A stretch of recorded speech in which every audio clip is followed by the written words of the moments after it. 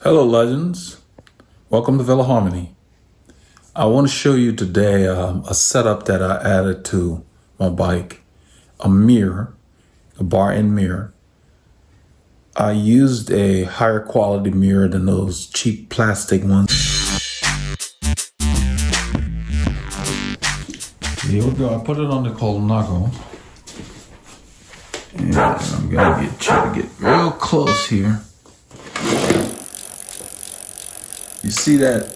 I want to show that little recirculating ball that's behind the mirror that allows you to adjust it. This particular mirror, the pin, hopefully the camera will be able to pick it up. There is a 3mm Allen bolt right there. I may need to put a light there so you can actually see it.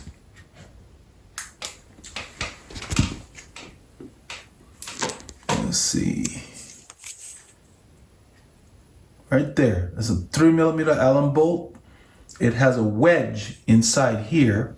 When you insert that expands and is solidly attached to the bar. No shaking, no movement. That makes a big difference. Then this unit here, the recirculating ball that you see, just like the rear view mirror in your car. This is German made. And just like the rear view mirror in your car, you can adjust, but once it's in place, it is stable. That's what gives you the view. I'm gonna also try to film the actual view when I'm on the road. I'm doing this part because you can't really tell. I mean, you can see behind and you see objects, but I actually want to film while I'm riding so you can actually see the cars and whatever else that I see when I'm on the bike. I'll do my best to try to replicate that. But this mirror allows you to see behind you. I set it to where I see like a piece of my leg on this side, right there. That allows me to see behind in my lane and the other lanes. And you get the actual size of what's behind you. So it does not make objects appear to be closer when they're not. So you can really monitor what's going on. What I have found since I've been using this is you get a peace of mind, meaning that you don't have to be turning around. Even when you hear the car, you actually see the car. You can gauge how far they are. You can tell whether they're going to behave. Are they going to move over? Is this person doing something crazy? So if you need to, you can take whatever action is necessary. I find that I'm using it more to control traffic flow, meaning that when it's not safe, I take up the lane, I use my hand signals, and I've always done that. But with this mirror, I actually can see the car before I turn my head. So my monitoring of the other road users is tremendously better.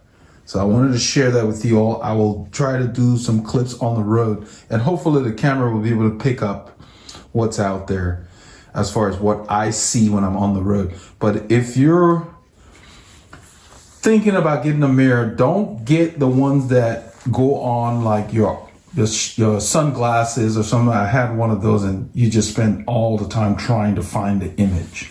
This thing is like the rear view mirror in your car. You glance at it. Once you've set it, the image is there. You're not looking for anything. So make sure if you're going to get a mirror, get the good quality one. All right, legends, I just want to show you guys my other bike and the mirror that I put on there. This is a different brand than the other mirror. This one is sold by Renee Hurst. It's more like jewelry for the bike. I mean, look how small that is. See, it's on the bar end. I'm going to go around, get a different shot. I don't want to take the bike off the stand. But look at how it's connected. There is a little Allen key, like a 2 on the side that holds the mirror. Once you get it positioned the way you want, just snugs it. But there's a ball, just like your rearview mirror in your car, right there. There's a ball behind there, so once it's in place, it holds. Now, that mirror, that little screw on the side, the Allen key, when you loosen that first, you take the mirror off. There is another Allen key, which is a 3, that is inside that ball. And that's what you use to screw the wedge that is inside the bar. So there is a wedge in here. And you screw, there's an Allen key in there. So once you get this set up, then you mount this on it. So they made it to where it's nice and clean. But the form factor is such that it is no wider than the circumference of this bar. And so when you're actually using the mirror, it is not in the way, it is not noticed. You can see while you're in the drops, and you look at that.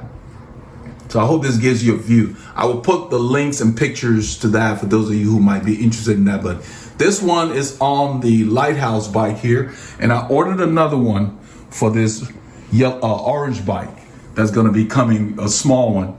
But this is the one that I started with on the Colnago. It's a wider footprint, and that's what you've seen in the clips at this point. And it's nice, and it's about probably a third bigger, but even then, it's still not that much in the way. I really like that. In the drops, you can still see behind you. I really like the way. The biggest thing is the clarity and the realistic view that you get. So the objects are actually shown for the distance that they are at. And so you can really use it to gauge what you do with traffic when you navigate. And you can use these on recumbents and other things. So the quality of the mirror matters.